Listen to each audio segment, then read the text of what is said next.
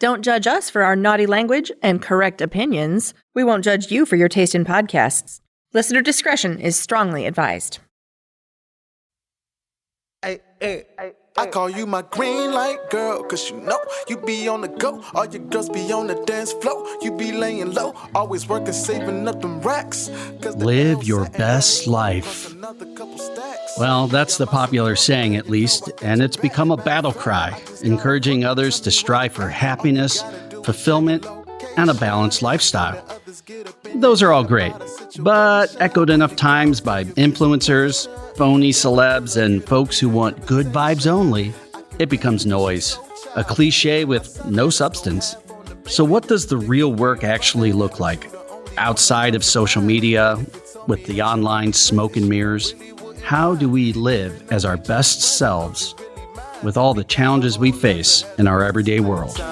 Girl, you make me feel like fantasy is real life is so right. We're going to do a terrific show today, and we're going to help people because we're good enough, we're smart enough, and doggone it, this is the Going There podcast. Shawty to the end, that's my shawty to the end, shawty to the end, shawty to the end, my lover and my friend, shawty to the end, that's my shawty to the end, shawty to the end, that's my shawty to the end, my lover and my friend is my shawty. Emotional regulators mount up.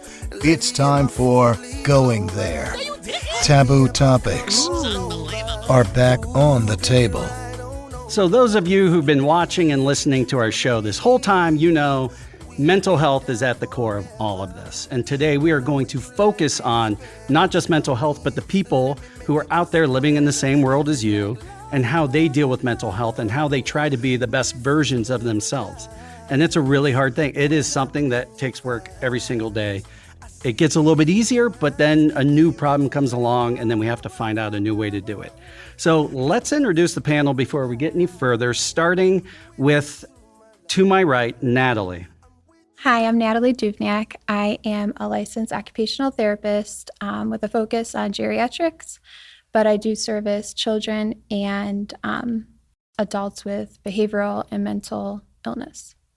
Thank you for being here. Natalie is, as far as this panel goes, it ranges from 25 years of knowing each other and friendship to Natalie within the last, 6 months, 3 months, 4 months? She services geriatrics. That's where it was me. I went in there. To my left, I've known this person for 25 plus years. Danella, one of my favorite people. Please introduce yourself. Hello, my name is Danella Gachet. I am an author, I am a licensed minister, and I am a multiple sclerosis MS advocate, and a mom. Oh, Don't forget that part. I forgot that part. And Natalie forgot her kids. Are they in the car? Are the windows up? I have two. I forgot about both of them. So you're a minister. I hope you're a paramedic. That's right. Elijah, go ahead and introduce yourself. My name is Elijah Blower. I'm a musician. I work at the new Juvie Behavioral Health Pavilion for SUMA in Akron as an activities therapist. I am a son of two. I have 2 children myself, and that's me. So Elijah is the only one here today who's been on the show before. First of all, his band was just recently spotlighted in one of our episodes. Talk about your band here for a second. Free plug. So thank you. Yeah, I'm with Hand Plus Noise. We're streaming on all the streaming services, and we write songs I think you'll like. You will, and you do, because I told you, and you already heard them. There you go. And also, he is the son of Shannon Blower, who's been on a few of the episodes, and you did a small, when it was just audio, cameo in the first season on Death. It was a really happy episode, but it told an amazing story, and that plays into everything we're talking about today. We'll get into that here in a minute. The reason that I chose these three people, one, it's always great to get new voices and new faces on the show, but also because they all bring to the table a different set of skills and experiences that are all about the mental health problem that we're seeing in the country and working with other people in it and dealing with their own, just trying to stay sane, right? I mean, that's a full-time job in and of itself. And because there's a diversity of thought here. I don't think anybody at this table thinks or lives just like I do. I think there's a lot of overlap, but I think everyone is going to have a different perspective, and that's going to make for a really interesting conversation. So I'm hoping to shut up soon. What I want to do is talk about some of the data points and why this is such an important topic. We've seen, and I'm sure you guys have in the media, I think there's more of a mainstream acceptance of the prioritization of mental health, right? We've seen things like Beat the Stigma. We've seen PSAs and ads and billboards for things that are based around mental health.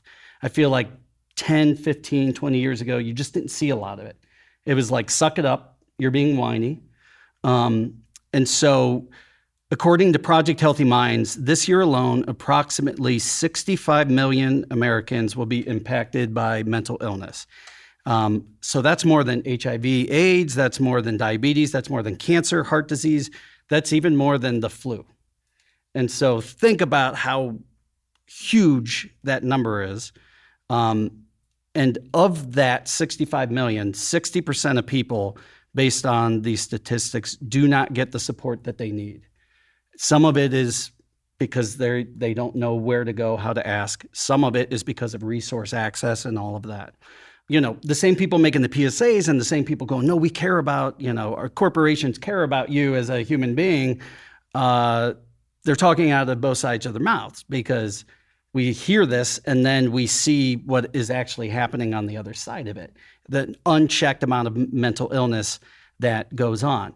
And according to the same research, $1 trillion in costs to the global economy in a year's time from lost productivity due to depression, anxiety, and people being unable to work or to complete that type of job. That's a problem. So even the people who only care about the bottom line, there you go. There's the dollars and cents if that's really what you need to do, if you can't look at it from the human standpoint. According to American Foundation for Suicide Prevention, suicide is the 11th leading cause of death in the U.S., and it's estimated that 1.7 million suicide attempts were made in the U.S. in 2021 alone. And 94% of adults still believe it can be prevented. Why are this many happening if it can be?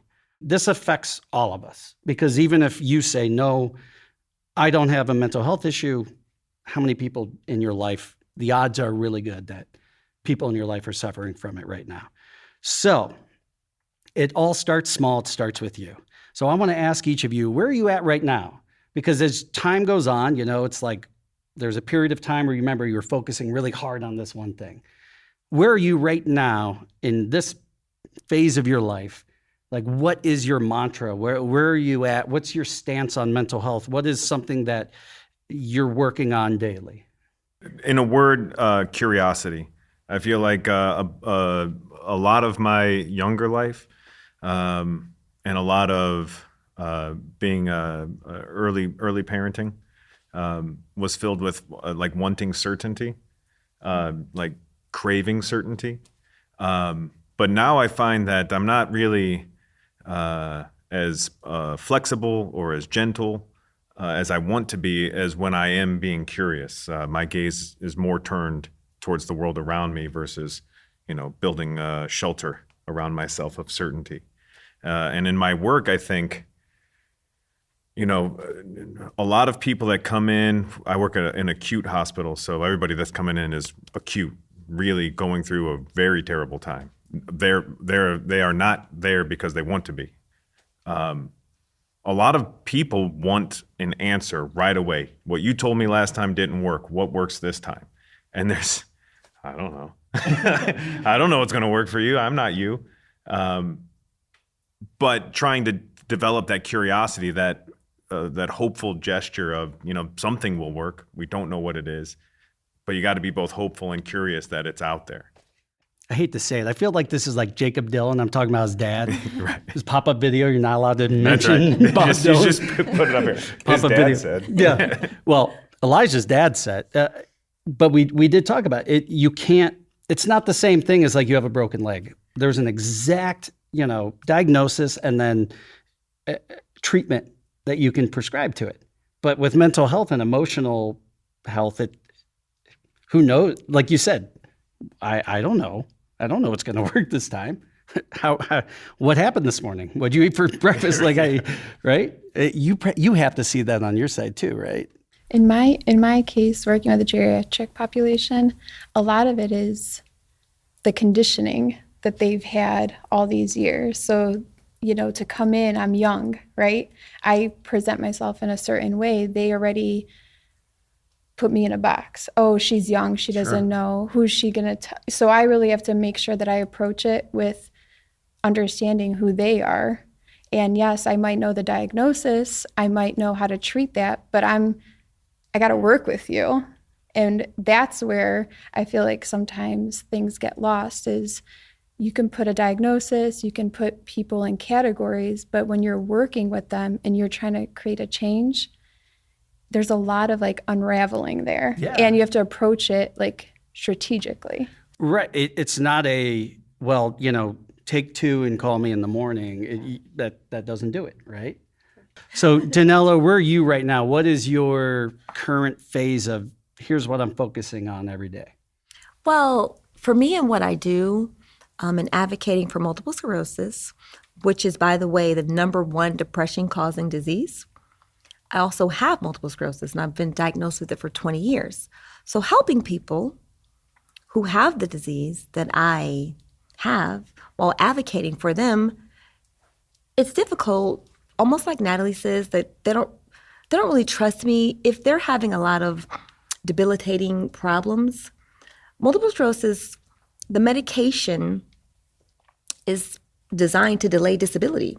There's no cure for it, and it's as different as cancer. There's 4 different types you can get, but just because what works for you isn't going to work for the next person. So when people come to me and they're expecting, what do I do? What should I do first? And I have to say, I don't know. But let's talk about how you're feeling or what are you thinking? And then there's myself. I try not to enter into what they're feeling or what they're going through into what I'm experiencing because they think I'm the exception.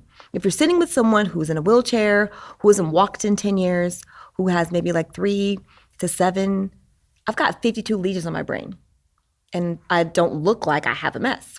So if you're talking to somebody who's in a wheelchair that can't move and has 5, they're less apt to listen to me. Because So they I put can't- you in the same box Natalie's put in Exactly. because they go, well, you have, Right. yours is barely noticeable. And Because, so- from the outside looking in, I wouldn't know you had MS Yeah. without you telling me today. Well, my foundation is called This Is What MS Looks Like.org because there's no one thing that it looks like. Right. So it's hard to say how I'm feeling because it changes all the time.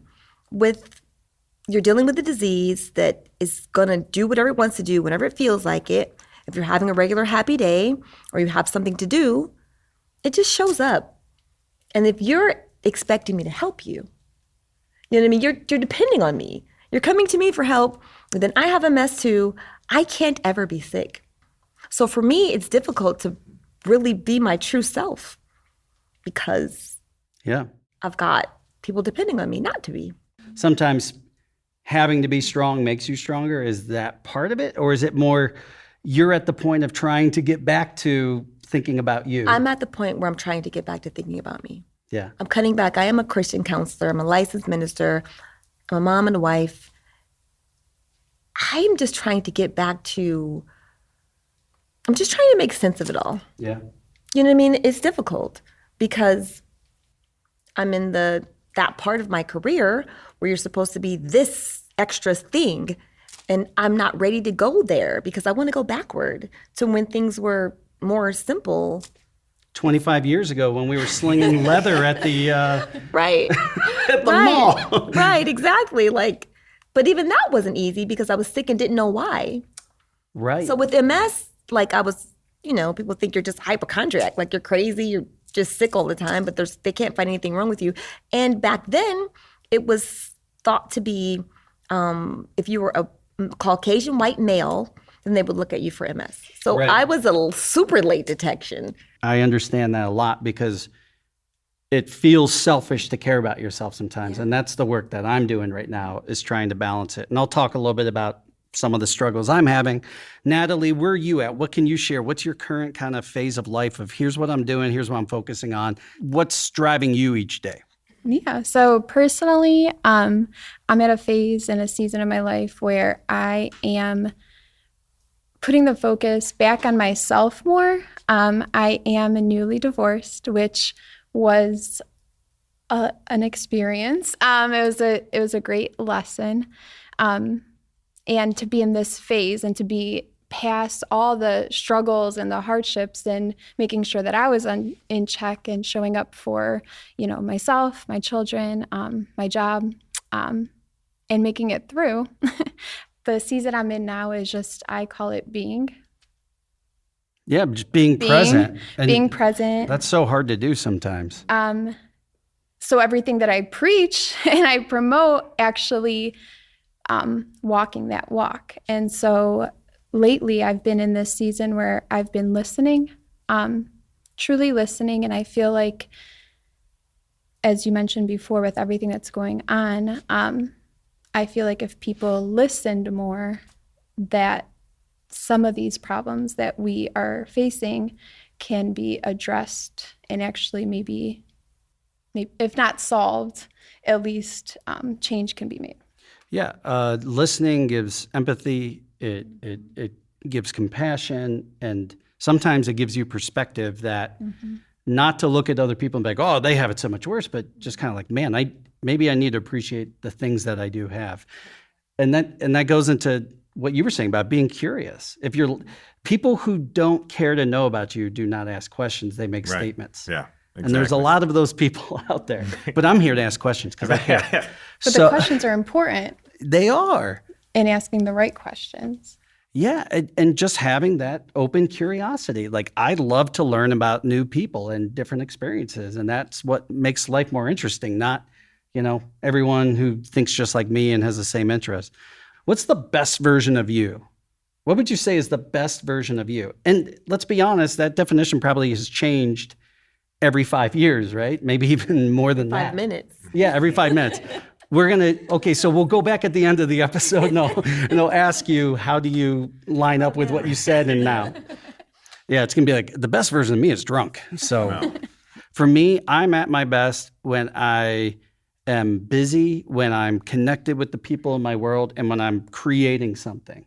This podcast is my passion project. I feel at my best when I'm working on it.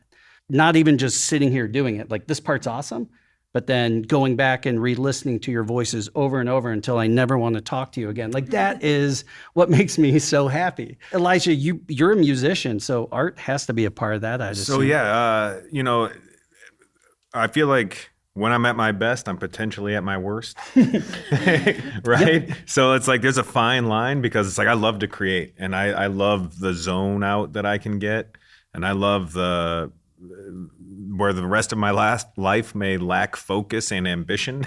When I'm playing music and writing a song, it's like it's all there, and that's the worst part of me. Like when my kids are pulling on my shirt and I'm trying to get an idea down.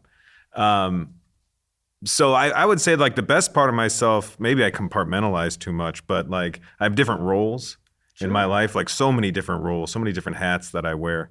And whenever I would say my best version of myself is someone that can transitions well. I guess that's my favorite version of myself, is if I'm doing this and loving it, because everything I do, I can love. Sure. When I can transition to that new part of myself easily without, some explosion. Yeah. That's the best. I like that the best. Because it's balance. And that's the hardest thing to try to do, because it's not a painting that you finish and you hang on the wall and that's your mental health and it's like that forever. Mm-hmm. You're spinning plates. And when this one isn't going, you got to run over and catch this one. It's There is no, that's why I wanted to ask, because there is no such thing as this mannequin wearing your clothes who is the perfect version of you, right? Danella, how about you? And I will quiz you again at the end, and we can. Right. I don't know. This is how I feel now. It's my answer now. But because I've taken on in the last few years just some different roles as my kids are growing up. I was just so engrossed in being a mom. It's one of like my delightful treasures on the planet. But just relinquishing that to my husband said to me, you'll always be, their mom, but they're not going to be your little boys. So just learning how to treat them like adults. Oh, back to myself. Okay, how am I? I think, honestly, that the best part of me is probably the weakest part of me. And that just comes down to my faith, not just in ministry, but when I am in a place where I have got to ask for help, I really hate being vulnerable. But one of my friends told me once that that's your superpower. Whatever it is that you have a hard time with, that's your superpower. So Danella, just make that your spot where you know you need somebody to help you. Because I just feel like I can do everything myself, but then that just makes me more weak. And yeah, I don't know. So I would say the best part of myself is just accepting my new roles as they come and understanding that I don't have very much control over those roles because MS does what it wants to do with the plans that I have for my life. I don't know if this is helpful, but a wise man, Jacob Dylan's father, i.e. Shannon Blower, said one time, and this has always stuck in my brain from probably 10 years ago. We as humans, and especially as Americans in a capitalist society, we don't want to take help. We don't want to take handouts.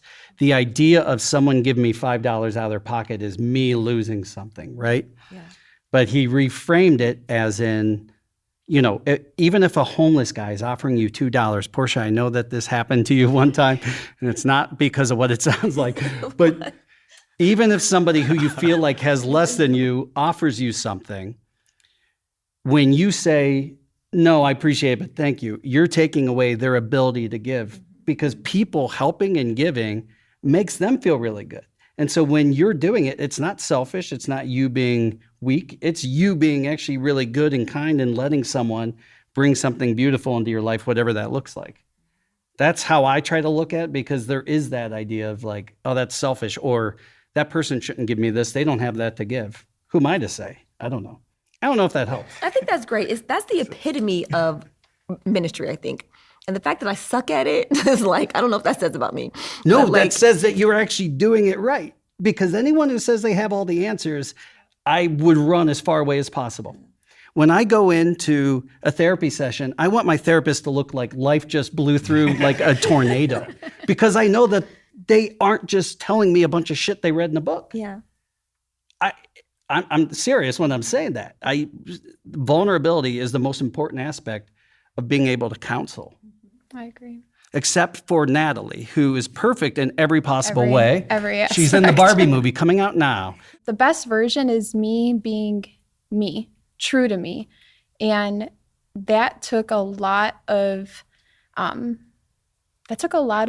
work to discover what was truly me and like what I was taking on from growing up, from society, from the different roles that I play in this world. And like, are they put on me and am I accepting those or do I want to get rid of those? So I really had to become an expert on myself and just start asking questions and be curious and see where I'm falling short, like where my shortcomings are. And I feel like when I'm me, truly me, not putting on a mask or a facade, it's like the people that enter my life are people that are like part of my tribe or people that I can be of help to or they can be of help to me. And it's only when I was truly me did that happen. When I was, playing these roles or trying to, when I was a wife, and I thought these things, this is what I do.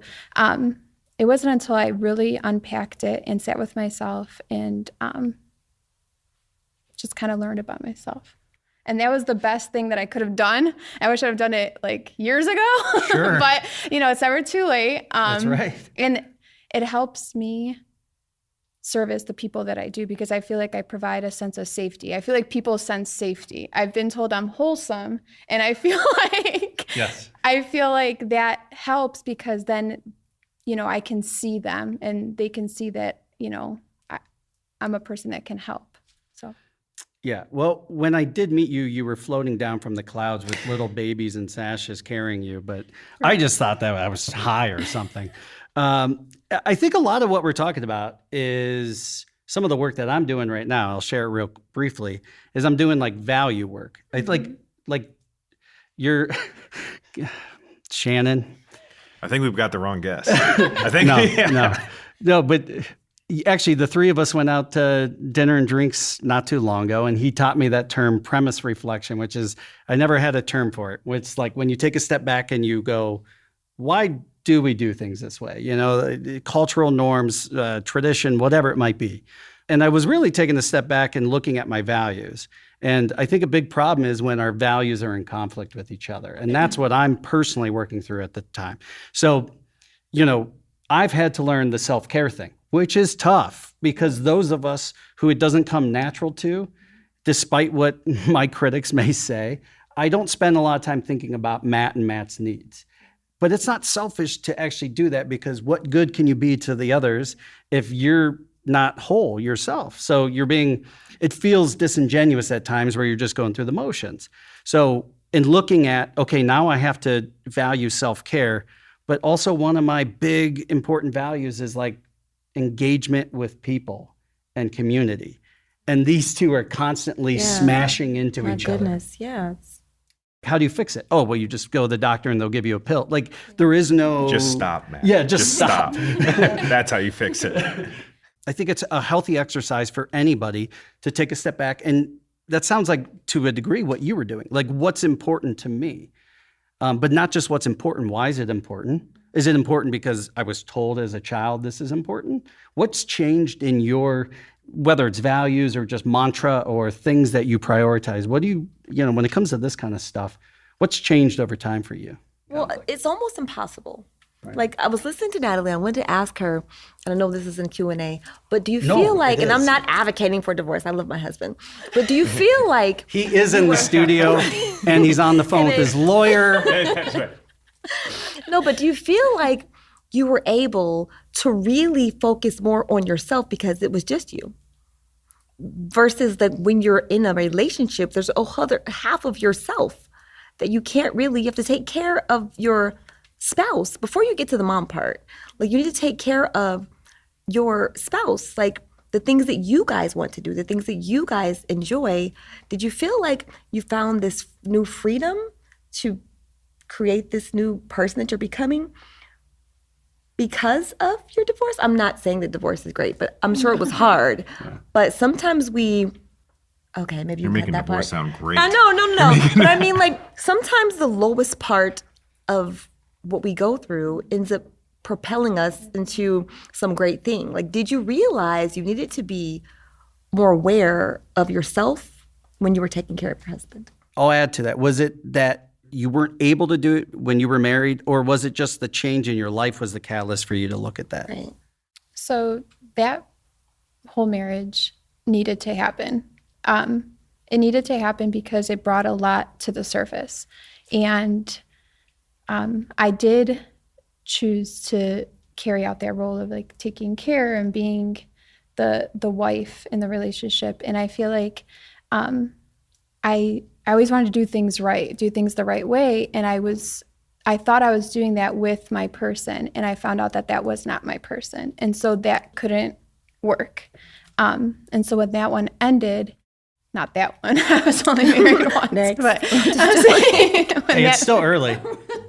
We still got like 20-some minutes in the show. There could be another one. We'll find out. Tyler, what are you doing tonight? When I was married and I had these things that I thought were problems, I felt guilty. If I do this and if I show up, and you can address yourself, you can, but it also takes two people that are willing to put in that work. And if you don't have two willing partners, or they're not seeing things or not meeting halfway, things happen. In our case, it was a divorce. So did it take for the divorce for you to see it? I saw it while I was in there, but I when I was divorced and I saw the problems, I felt very overwhelmed. I was a mother. I was a mother of two. I had a career. I had the marriage. That hopeful part of me, I'm like, it'll get better one day. It'll get better. And, it wasn't helping it. And so when the relationship ended, I was like forced to really sit with myself and, just unpack a lot. And so when they say like you can't heal in the same environment that made you sick, it is so true. Whether that's with family, work, friends.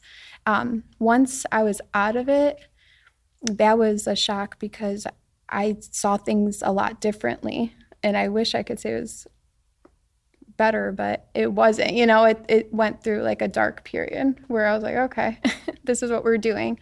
But that work is so vital. And I think that's what, in society, everybody wants that instant relief, that, if it's a pill or that solution, and it just doesn't work like that.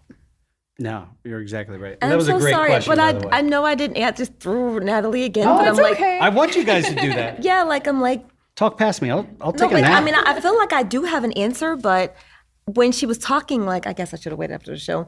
I just really wanted to know, like, when I decide to care for myself, which I know I need to do, and my husband is always recommending that I take care of myself. But I'm like, well, babe, what about you? What are you going to do? Whatever. And I enjoy doing that.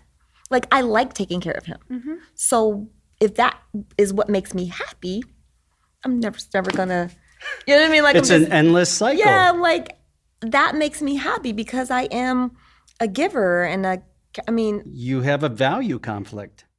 I don't think so. I think I really enjoy giving to other people. But you have limited capacity is what I'm saying. You're a human. Yeah. You have to sleep, right?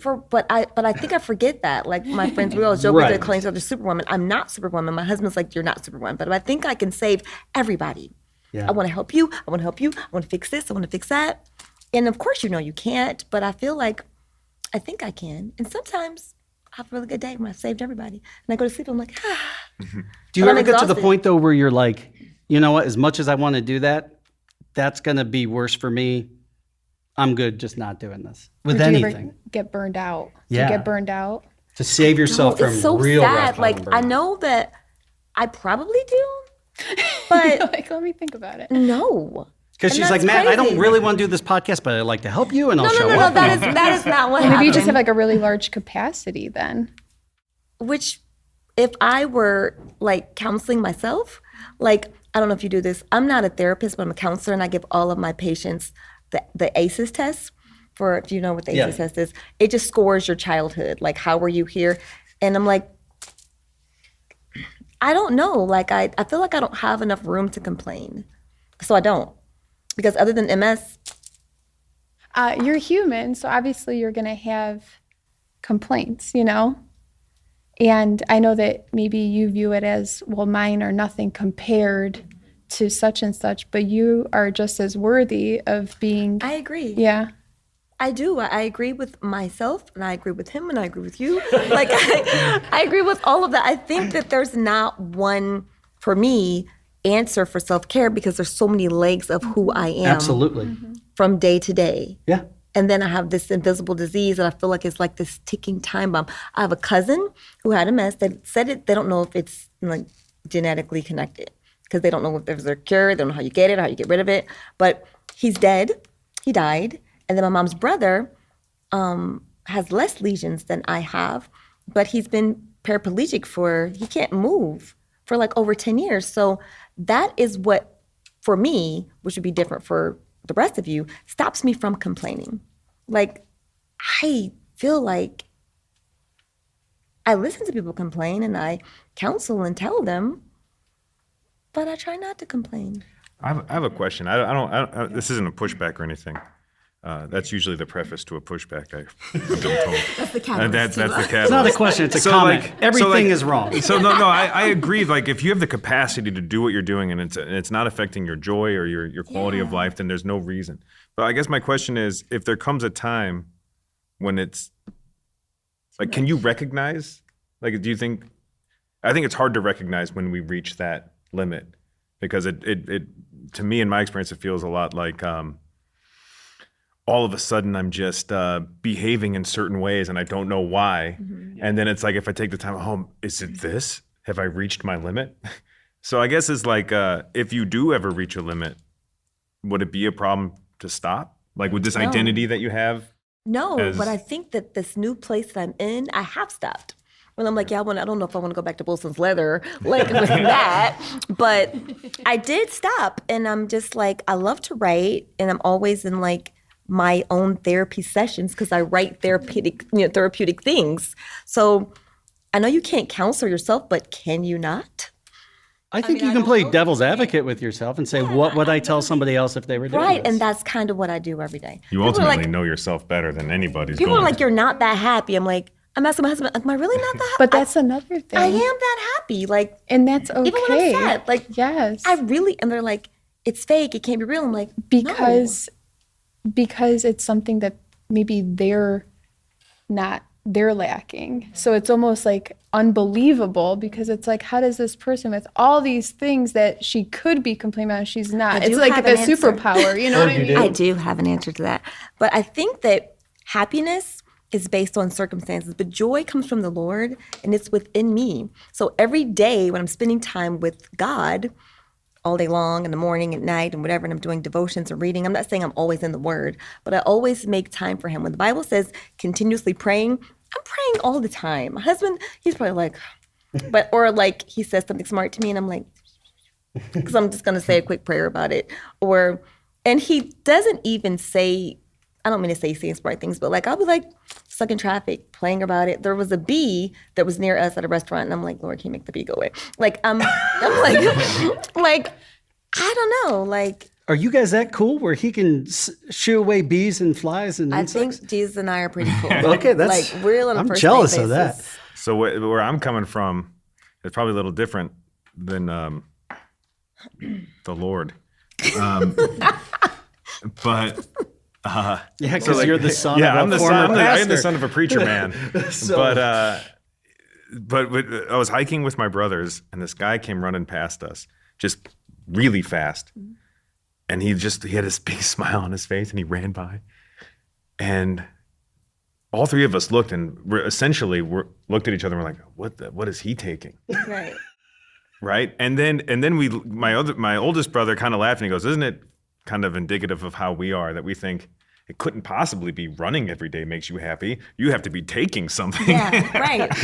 Right. You see that guy smiling at us? What an asshole. Right. What's his problem? So, but yeah, so Let's go to beat your him point, down. Is he teasing us? Yeah, Is yeah. he saying we're moving too but like slow? living into that stuff, I think provides its own joy. Yeah. Yeah.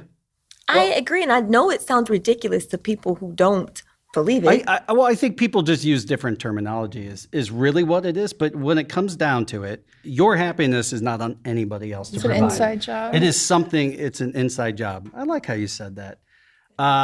Yeah, it's something that you have to get from within, and it's usually from a spiritual connection to whatever that looks like for you as a person. But it's funny because all these notes I'm making, you guys are touching on all of them because I was going to make 2 points from what was just shared. Is one, we have got to get rid of the idea of perfection.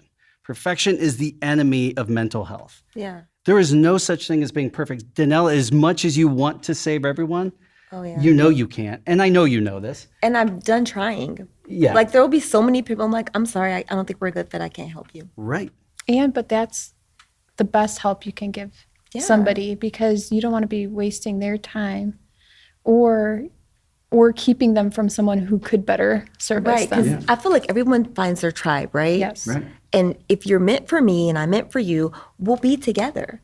Like I've got friends and sons of people that have been in my life for a long time. And then God's like, yeah, no, we're over.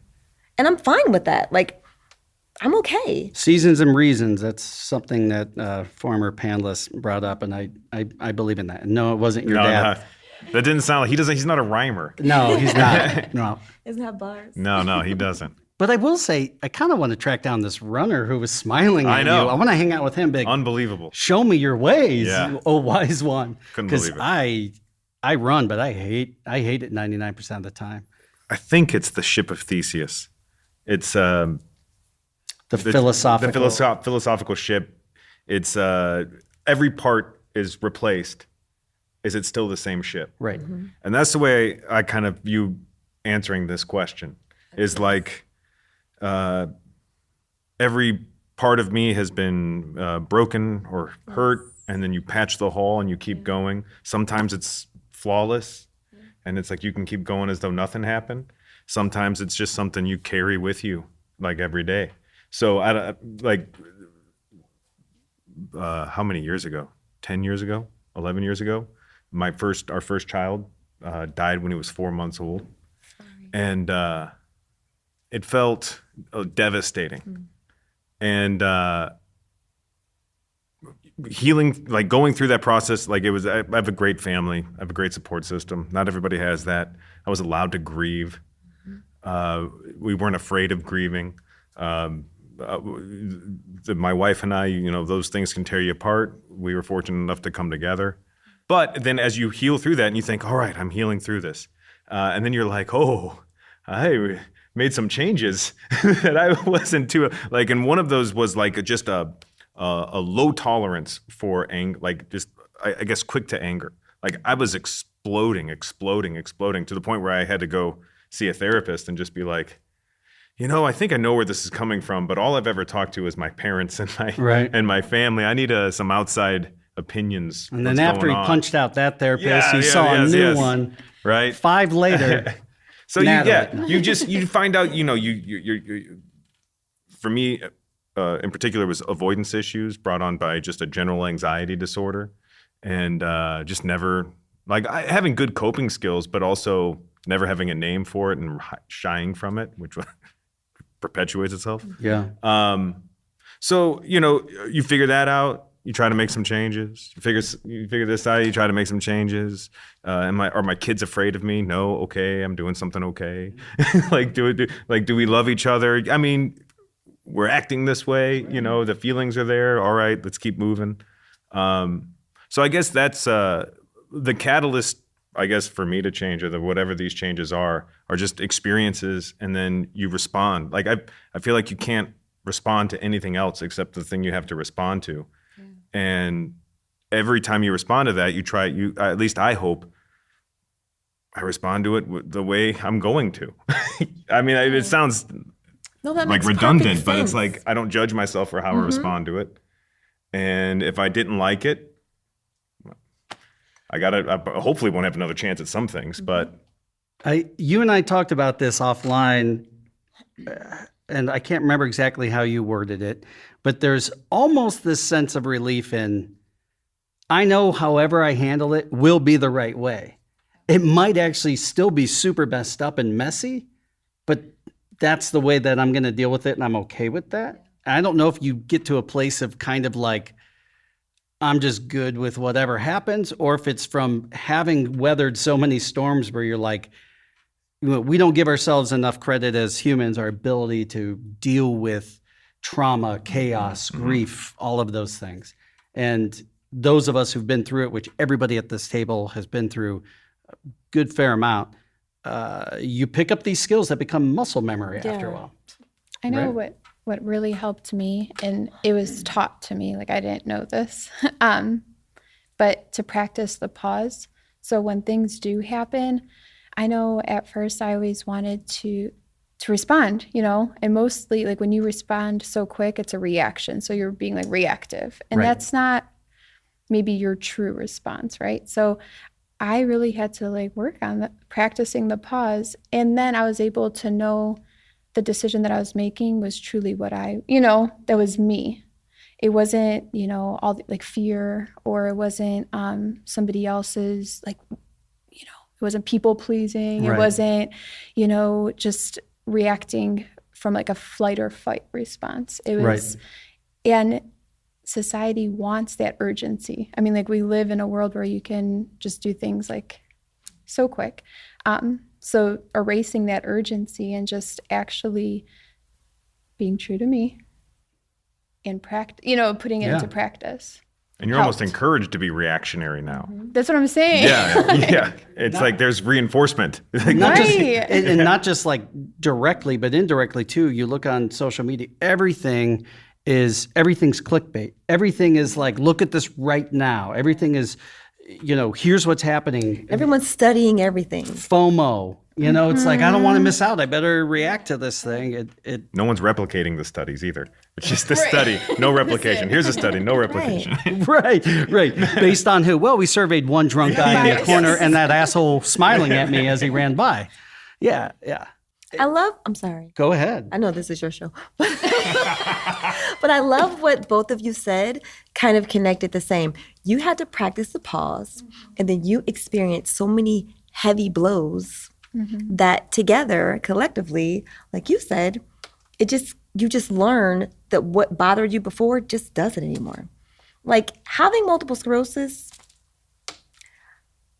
I've had some probably really big losses that I thought, at least I can walk. You know what I mean? At least I can talk. At least I'm always, I guess, comparing it or weighing it against what there could be. So, I mean, I'm not going to say I don't care, No, yeah, I get it. but I care a lot less than my younger self did. My younger self, like, I wanted to save everything. I didn't pause. I was super reactive. My husband never answers anybody right away. You can ask him, babe, where's the ketchup? He's thinking about it for 20 minutes.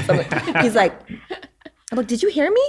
But I don't say that anymore because I know he's thinking about everything before he answers it. So I heard Gail, Oprah's best friend, my boo that just called me. She said, I'm fine because Gail has me and I have her. Like, we balance each other out. Like, we're each other's counselors. Yeah. So for like 27 years, I've had my husband, who is the most patient person on the planet. He has practiced the pause his whole life. I'm like, babe, did you hear that? We've got it. And he's like, it'll be okay. He's like, it'll work out. Whatever I decide to do, however it handles, whatever happens, it'll be fine. And that's why I had to get there. That's why a lot of what we're talking about it's not a one size fits all. It is the ship. It is the old philosophical dilemma because it's all about balance. So you needed to pause, but there are people who are working on being less indecisive, where they need to react a little bit more, right? And what works for you, but again, it's balance. It's all this or all that. You need to pause about everything. Your house is on fire. Well, let me think about this for a few minutes. Right. It's like it's what works for you, and sometimes what works for you in this phase of life. And these are all great things to practice. And again, it's not about perfection. It's not about this and that's what's beautiful is all of these answers are all like, I don't know. Like there is no one exact answer. And that's why I wanted, especially like people like yourselves at the table, because anybody who can sit here and try to draw you this exact map, a roadmap to mental health is a charlatan and a liar. And you can quote me on that. Gail. No, I'm kidding. So Natalie and I were talking offline one time recently as well, and talking about some of the things that get in the way. We'll see, and there's all these influencers, and everybody is like constantly trying to talk about mental health and or at least the image of my life is perfect. My least favorite thing, as a side note, is what I like to call armchair philosophers. They take some out of context quote and put it in front of like a black and white photo of like someone from some random movie, and they'll say some stupid shit where the guy's like looking off in the distance and it's like, I'm not scared about the storm. I am the storm. Like that drives me insane. What is this? What are you trying to get across to people? So like some of it is like this like idea of like toughness and I'm perfect the way I am, and that's a good thing. That goes against the actual work of mental health. But then there's something that, like I said, Natalie was talking about of toxic positivity. Can you share your thoughts on that? So toxic positivity is something that I had asked Matt about like a few months ago, just how he feels about it, because, I've been noticing a lot of it out there in the world. And And I don't think that it's helpful. And so like, how would you, like, what, give an example Yeah. of toxic positivity? So when I see it most is like the good vibes only, just always being in the good feelings. And although that's important, it's Impossible. it's not real. It's not not real. sustainable. And in order to have good moments, you have to have the bad. And if you're not acknowledging the bad and you're always staying in the good, you're not able to address the root of things. So, I have some friends and some associates who use a lot of distractions. And what I notice is they get further and further from actually addressing the problem. They're still there, Sure. and they're not able to come to surface because they're not being addressed. And it doesn't mean distractions don't have their place. Our previous episodes on grief, we talked about sometimes splitting is a survival technique. To get through the workday, you can't think about the person you just lost or the devastating thing that you just went through. And so sometimes distractions are necessary. But this idea of as soon as I say I don't care about it, I will stop caring about it. It's no longer real and it doesn't affect me. And it's just like good vibes only. Like let's cue the beach The toxic music. positivity is when someone's truly suffering or having a hard time, it almost creates a wall because now they're afraid that if they voice it to someone, it's that's negative, that's drama. We don't have room for that. So it actually creates a larger distance. And that's why I'm not a fan of toxic positivity, because then it's acting as like a barrier Yeah. Well, for people to actually be seen and heard. and it's a facade because you mentioned before, you said, happiness is this thing that I find, but like really I look for joy.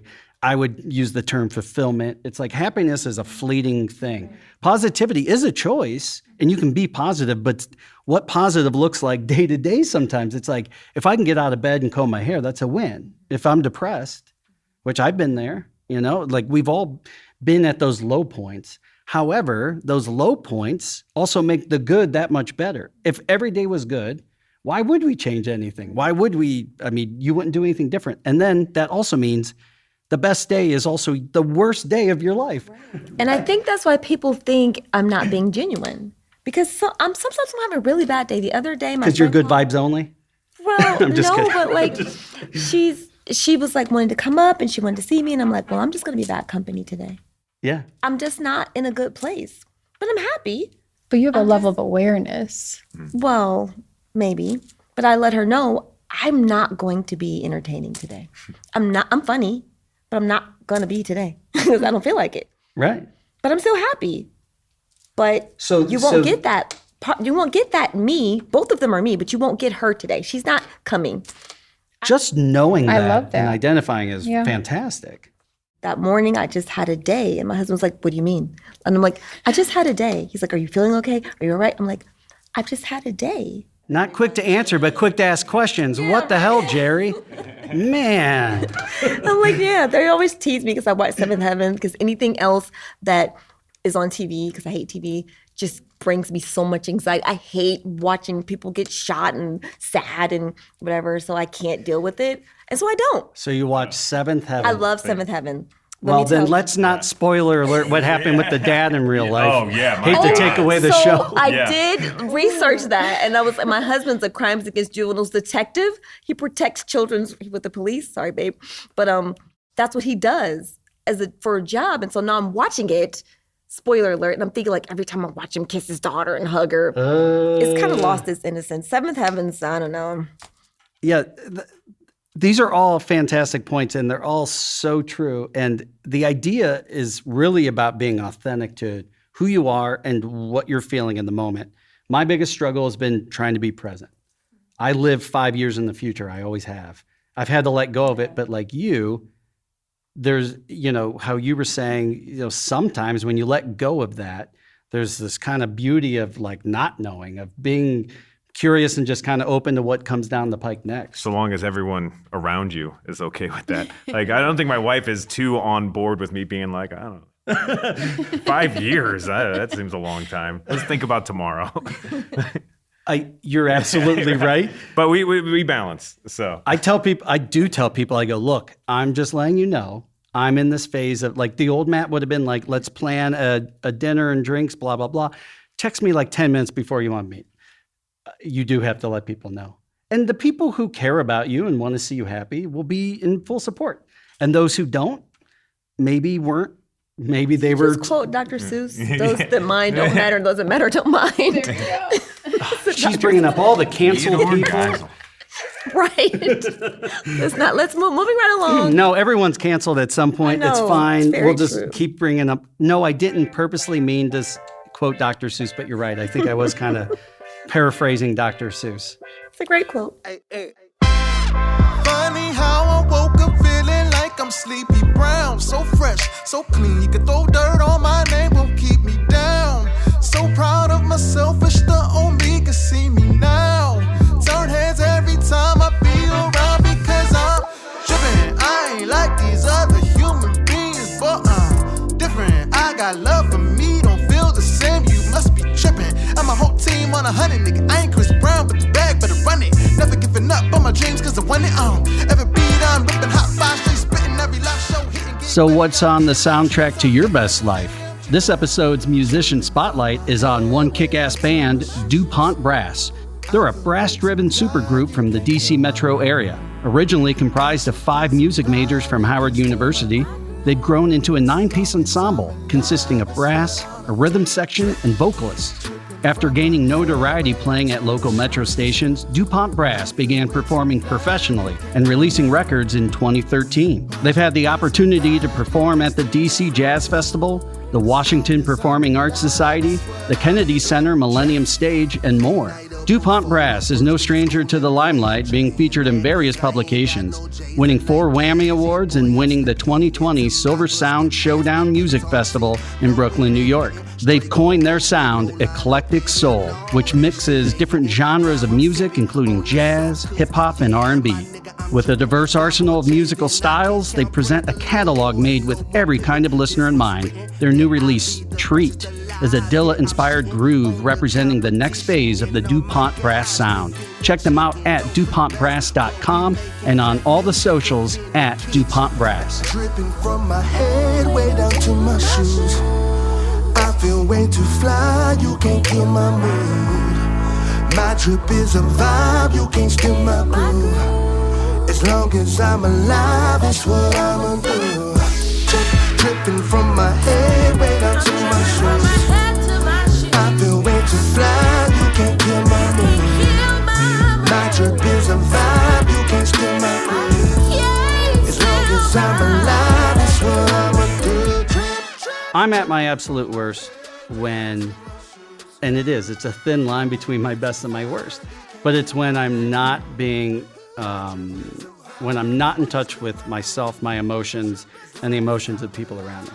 And that, of course, is an impossible juggling act.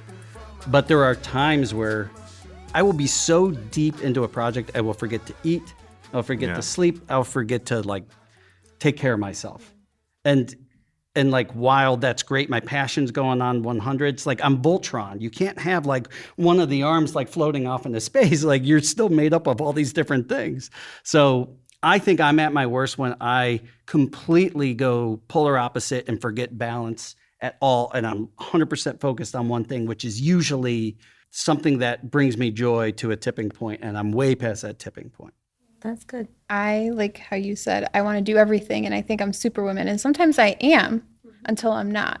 So for me, it's regrouping. And so I am more introverted, selectively extroverted. And so you can tell when I'm about to go back into my cave because I'm like, I took on way too much.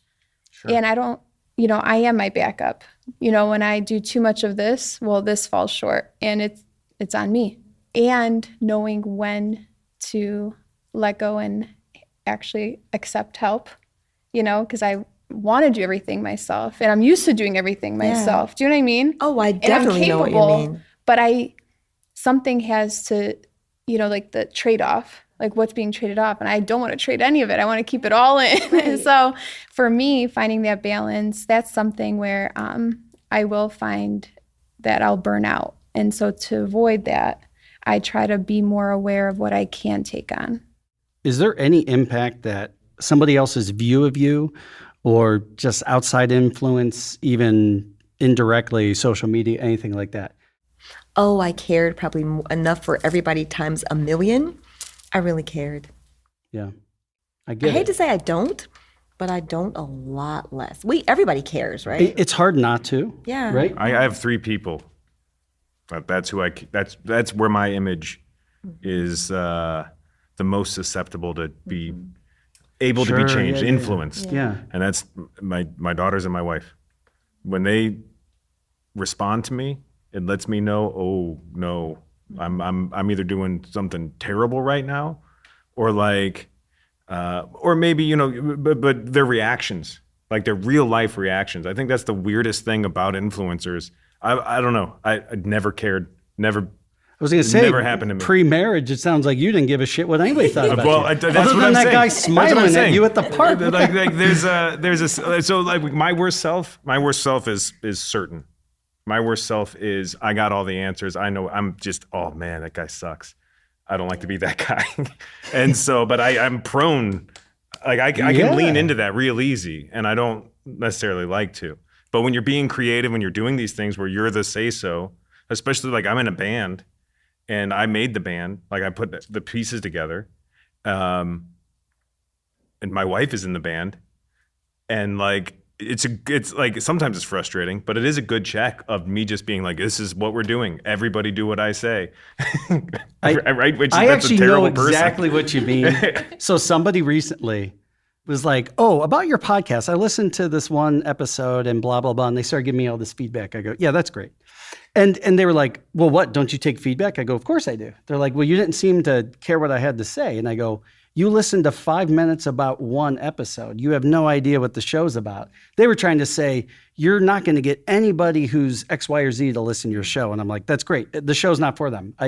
So there's this idea of like, some people take that as this person doesn't want to take feedback. And it's like, no, there's a lot of people whose opinions I really, really care about. And there has to be a gatekeeper and a filter that says like, yeah, you can have an opinion and I'm totally cool with you. You could tell me you think I'm the worst person on the face of the earth, but you're just my mailman. Just keep moving along, buddy. Like, what does it matter? But there is a problem though, as I see it, because again, the people that I meet and I do groups, man, I mean, you can't imagine the suffering.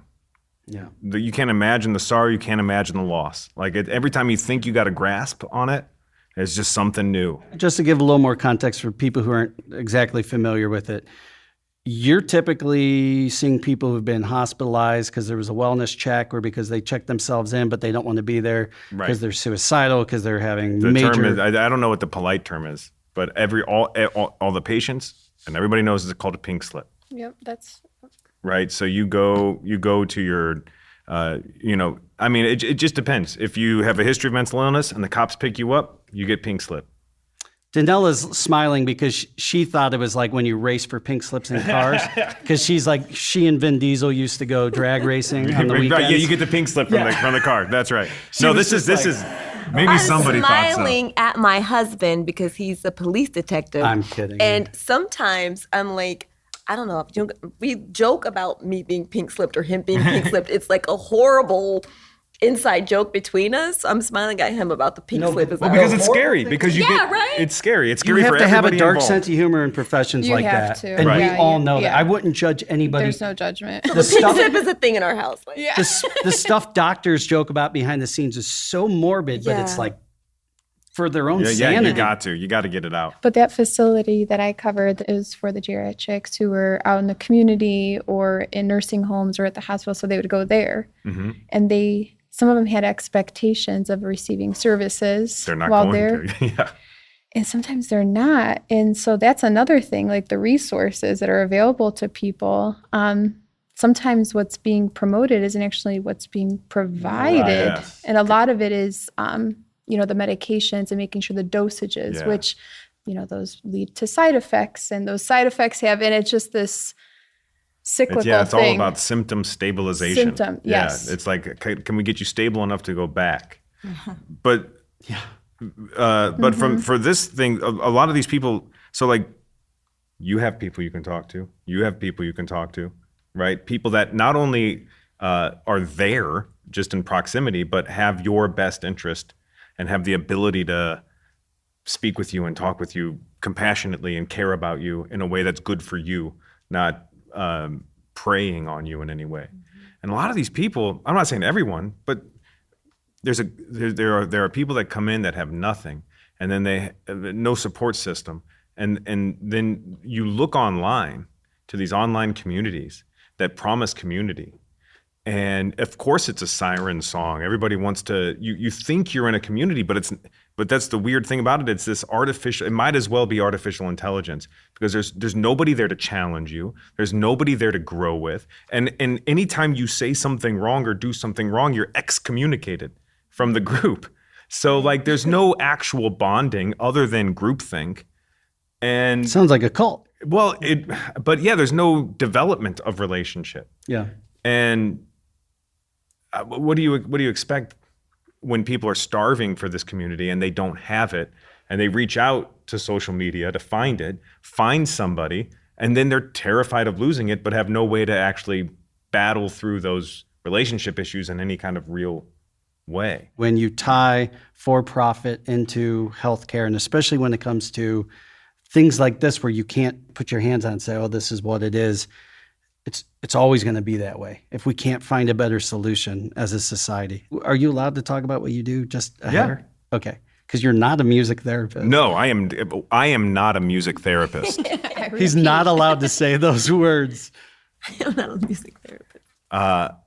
So as a music therapist. No. So saying that, when I do group therapy, I do a number of different groups, but one of them is I play music. I provide a list of songs that the people there can choose from, and all of those songs have meaning. All of those songs were asked by previous people, and I try to learn and we engage. And so essentially what it does is when I do a group therapy session and on the units that I do, it's a wild disparity in diagnoses. So you have paranoid schizophrenics, you have suicidal ideation, you have homicidal ideation. Sometimes you have a mixture of all of it, and trying to share space and share a room, and sometimes trying to have a meaningful conversation, which sometimes you get, sometimes it's something else. But music is a great equalizer, meaning like the therapist and the behavioral therapist, their role is to challenge people, help them develop coping skills and plans and new thought processes and different things. I view my job as fundamentally reminding people that they can be happy, reminding them that they can feel joy, and reminding them that they can do that in a room full of strangers. And it's amazing how receptive people become to the other parts of their therapy when they're able to feel themselves as a part of even a little moment of community. So yeah, that's what I think I do. And by using the senses, which the Right. senses are huge in that. What's the number one requested song that people ask you to Oh my play? God. So I'll tell you the song. It's Hotel California. Yeah. Oh my, 5 times a day. You can never leave. 5 times a day. You can check out, but you can never leave. And then we all laugh about it. And the people there, they're cracking up, and they're like, "This is what this place is." That Do you and ever maybe- question if you're actually a patient there? Like this is Shutter Island or Yeah, something? Okay. Surprise twist ending. That's right. Sometimes, yeah.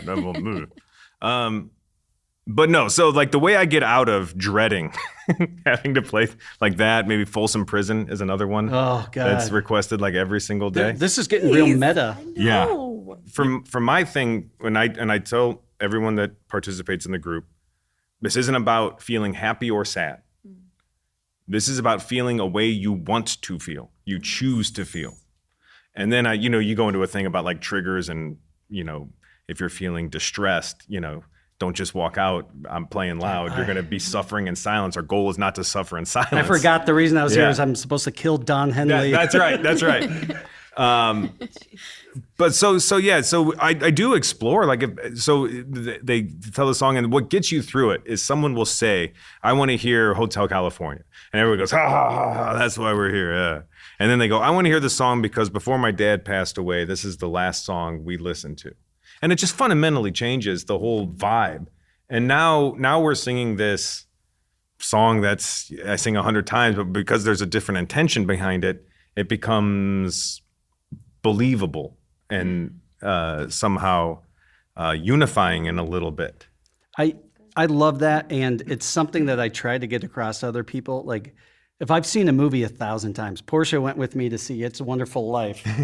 Bailey Brothers! So we see it in the theater, and like, I, of course, am crying at the end, as I always do. But I've seen it 1,000 times. But I love nothing more than to experience something through somebody else's eyes for the first time. And that's why, like, I can re-listen to a song, I can rewatch a movie, but I don't crave it for myself. I crave it with somebody else because suddenly it's this new experience.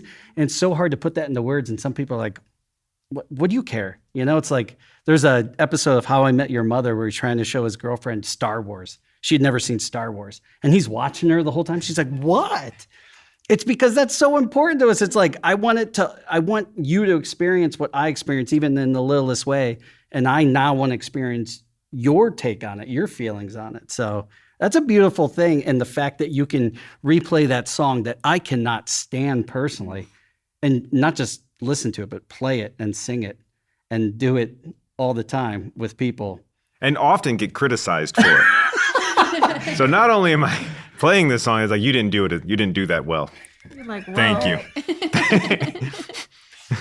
That is fantastic. So I want to kind of wrap up here. First of all, thank you everybody for coming today, for sharing your experiences, your stories. You know, the three of you, very authentic, very genuine people who I feel blessed to have in my life. I really do, and I hope you know that I mean that.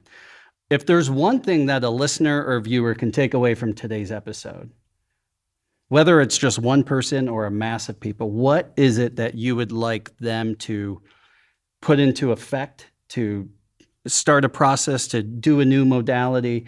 What is something that you'd like people to walk away and be like, oh, I want to try this, or I should do more of this? Don't be afraid of evolving or starting over. The other day, I grabbed a copy, not even trying to plug my book, but I grabbed a copy of my book, and I was reading this when she was talking. I was thinking about this chapter that I wrote about being a professional juggler and how I'm so great. And I was reading it like, this is not even who I am anymore. I don't juggle well.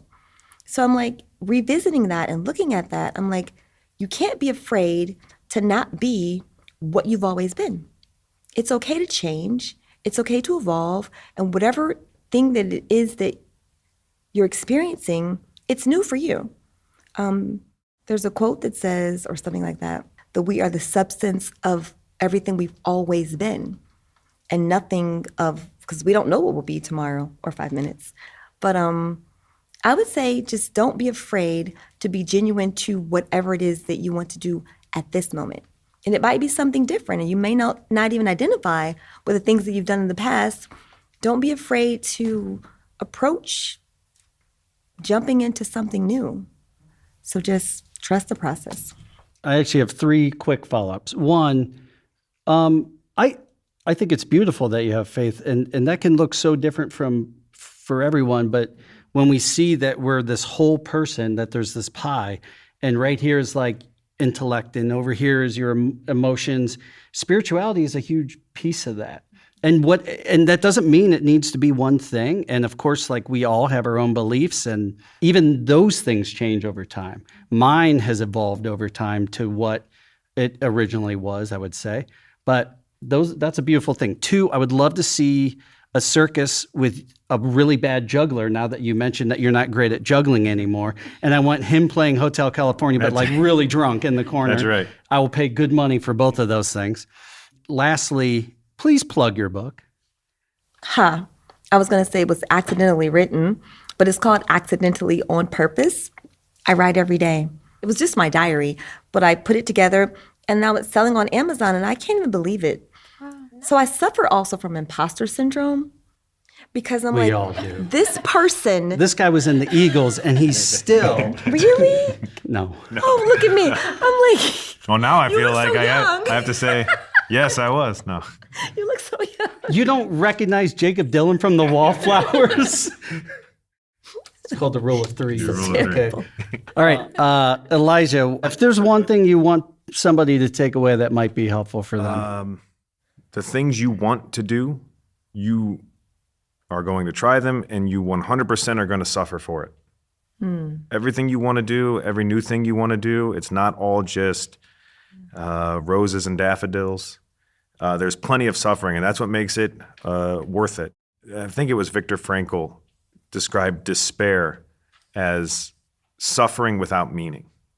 In a life that I feel is fundamentally chaotic, there is some small control you have choosing what you will suffer.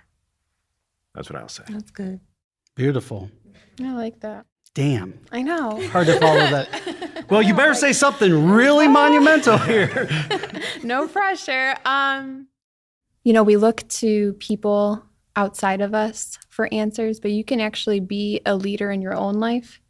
And to have leader type skills, it doesn't have to be a title. Everybody wants this title, but sometimes you can define yourself. And I think how you define yourself is most important. Don't let other people label you. Don't let other people define you. Don't let people put you in boxes. You are fully capable of sitting at any table you want to show up to. And it doesn't matter if somebody else doesn't think you belong there or anything. You belong wherever you feel is fit. In order to be you have to know yourself, and you really have to have that curiosity. And when there's things that come up in your life that are like little whispers or like themes or patterns, listen to those if you're wondering like what your calling or what your purpose is, because you're drawn to things, you're drawn to people for certain reasons. And I feel like to live a happy, fulfilled life, it's not being happy all the time. It's to know that despite all these things, I still come up on top. And if you're going to fail, you're going to fail forward. Sometimes you need those, and you appreciate the wins and the successes so much more. As humans, we tend to avoid suffering at all costs. Yeah. But sometimes the most beautiful and most life-changing things are in the midst of that grief and that suffering. But yeah, you do have that choice sometimes. Sometimes. Piggybacking off all this, again, you talk to me tomorrow and it might be something totally different. But one thing I think is that premise reflection and looking at your values. Even more importantly is looking at your values and putting them up against your ideology. Because ideology, I find, is one of the biggest detriments to people living true to themselves and their values. So I have a value on one side that says I care about community and the people within it. However, my ideology tells me that everybody who thinks this way or votes this way is evil. Those two cannot simultaneously be true. Or taking a look at like, I want to have unconditional love for my family and support them, but also I'm supposed to hate this person in my family because they are a certain thing that I hate, whatever it might be. If you are able to, if you have the capacity and the depth to step back and look at your values and ask why you aren't able to live true to those and really look at your ideologies, I think you might start questioning things, and curiosity is a beautiful thing. I saw a great video online where this guy was sitting there in a chair and he held a sign. He said, "Free hugs, recovering bigot." And people were coming up and hugging him and stuff. And it was just kind of like so many people who can go, oh my gosh, why did I think this? Why was I racist? Why was I homophobic? Why was I, fill in the blank? And there's so many of those things that stop us from living true to our values. So thank you, everyone, for being here. Thank you for sharing all of this. Please buy her book so that when she comes back on, she's super famous and can introduce us to Oprah and Gail. And then while you're online, you can also go to thegoingtherepodcast.com. You can get links to all of our socials. And of course, you can find us on YouTube at The Going There Podcast. We're all about mental health and spreading the word. So if we can be of assistance to you, please don't hesitate to reach out. Thank you, everyone, and let's go start that circus. While you're at it, give us a rating, share with a friend, and subscribe. Nothing raises a mood better than good music. Check out DuPont Brass on their website, DuPontBrass.com, and on all the socials at DuPont Brass.